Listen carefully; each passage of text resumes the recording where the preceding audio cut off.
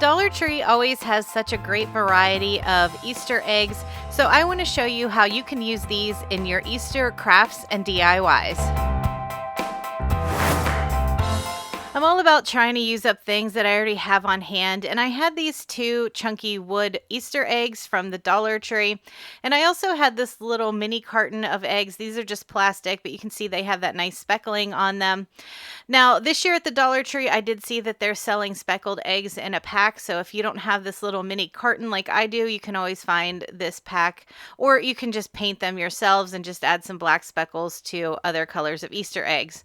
I'm going to be making a candle holder that you could set a small votive or a pillar candle on, so I'm also going to use a thicker barbecue skewer to hook everything together. I wanted to paint my Easter eggs instead of leaving them just with the wood grain, so I'm just adding a coat of white chalk paint to both of my eggs.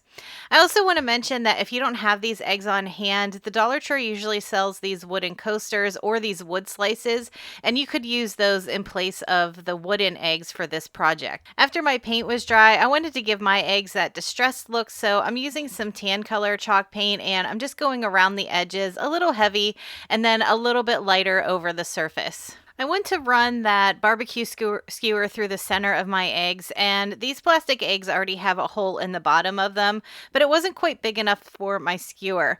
Now, if you have a hot tool or a hot knife or something like that, you would be able to just melt through that egg with that, but I don't have one of those, so I'm just using the tip of my glue gun, and I'm just pressing it onto the egg and then wiggling it around until I had holes big enough on the bottom and the top that I could slide my skewer through. After I had 3 eggs on my skewer, I added a little hot glue to the bottom of the skewer, and then I slid my egg down so that it was flush with the bottom. I used my little silicone spatula to seal that hot glue over the bottom of the egg, and then I added just a dot of hot glue in between the other 2 eggs so that they would stick together. I cut off the excess of the barbecue skewer at the top, and I laid a little dot of hot glue across the top just to hold everything in place. I'm using hot glue to set my eggs down onto the base, so I really had to put on my patient pants for this because I laid a big dollop of hot glue down in the center.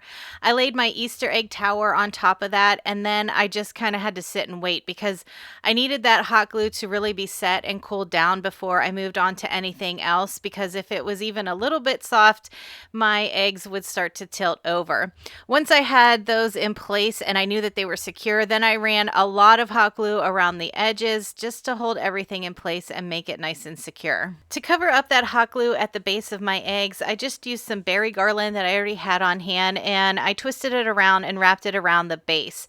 Then I repeated the same thing on the second egg. I added a big dollop of hot glue, laid my tower into it, and then secured it with some extra hot glue around the sides.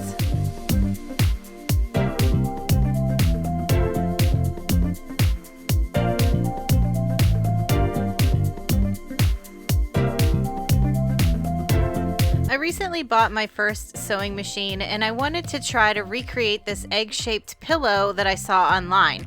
So I started taking a beginner sewing class on Craftsy, and Craftsy is the sponsor of today's video.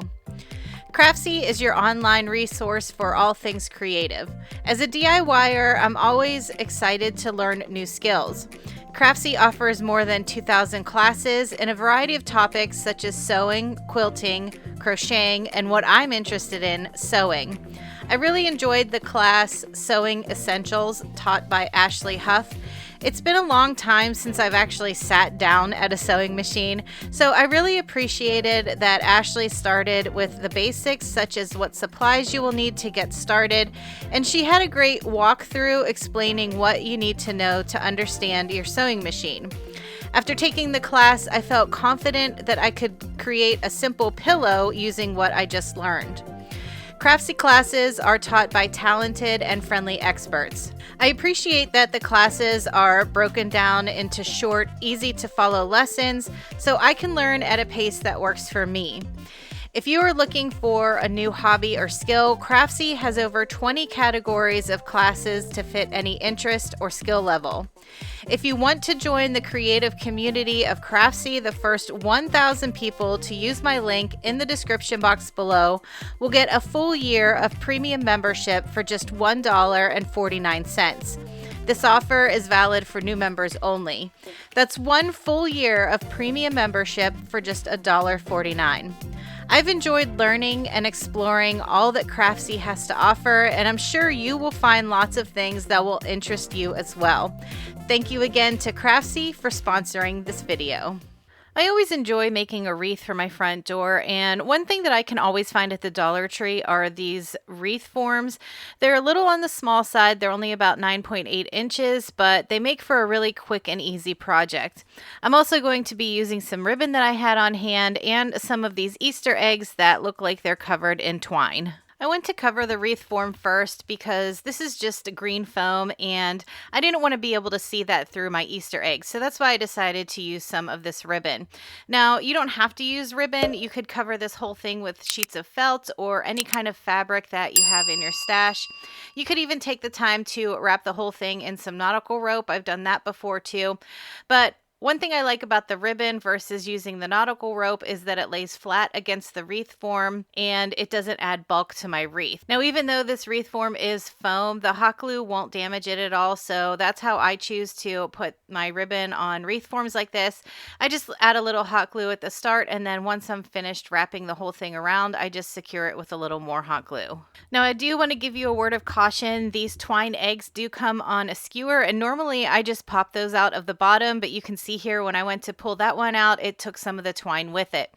So it was easy enough to just cut these with scissors instead, and I actually was able to go back and repair that one egg that I had damaged, and I was able to use it later on. But the scissors do a good job of just snipping it at the base, and you won't be able to see where you cut it. Now I want to get started sticking my eggs on my wreath form. It's up to you how you want to put yours on your wreath. I decided to keep mine in groups of color. So I'm starting with these purple eggs and I'm laying 2 out side by side next to each other on the top of the wreath. And then I'm going to lay 1 next to those 2. So I kept doing that pattern the whole way around the wreath. I'd lay 2 on top and then 1 and then 2. And that way it staggered it and gave it a little more texture. And like I said, I kept my eggs grouped by color. So I placed about 6 of the purple eggs down first, and then I moved on to the next color and the next color and the next color. But if you want to switch yours up and just use colors all over it, you can do that too. As a final detail on my wreath, I pulled out my big bag of greenery scraps and I pulled a few out, and I'm just going to tuck those in between some of the Easter eggs. I laid some across the top of the wreath in between a few of the eggs, and then I made sure and I added some around the perimeter of the wreath and also on the inside of the wreath. So even though this wreath form is only 9.8 inches, because we're using Easter eggs on it and because I'm going to be adding this greenery all around the outside, it does expand it a bit and make it look a little bit larger. And the nice thing too about these twine wrapped Easter eggs is they pretty much did all the work for me. I liked the texture on them. I like the colors of them. So I didn't have to do anything to the eggs to apply them to the wreath. But if you wanted to switch this up, you could buy just the regular plastic Easter eggs and you could paint them or cover them in fabric. I think covering them in fabric would look really pretty too, because you could mix and match different patterns to suit your style.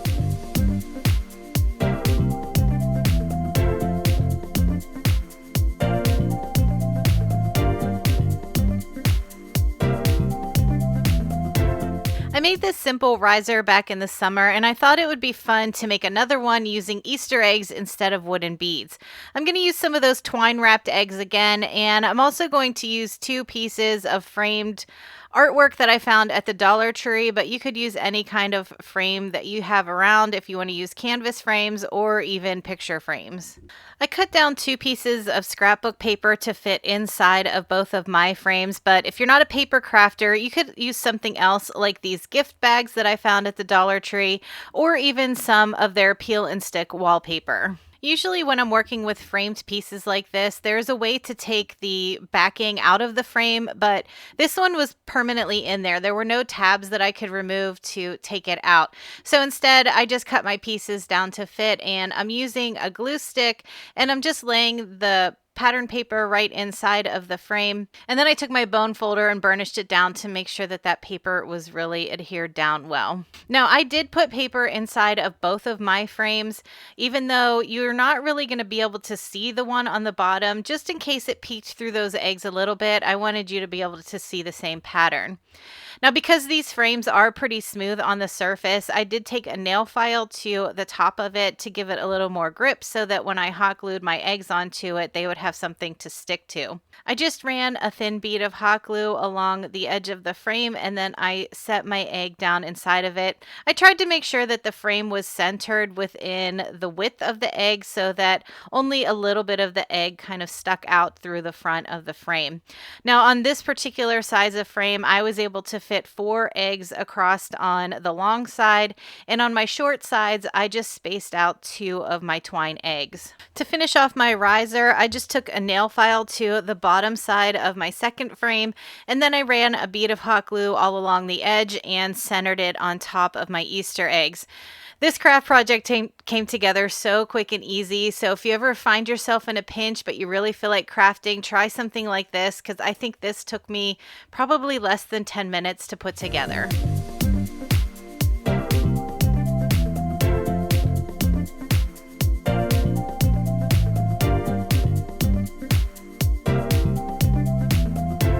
Thank you again to Craftsy for sponsoring this video. Don't forget, check out the description box below so you can get 1 full year of premium membership for just $1.49. This offer is valid for new members only. All right, everyone, thanks so much for coming to hang out with me again today. I hope you found some great Easter inspiration. If you need even more ideas, check out one of the videos I left on the screen. Have a great week, and I'll talk to you in the next one.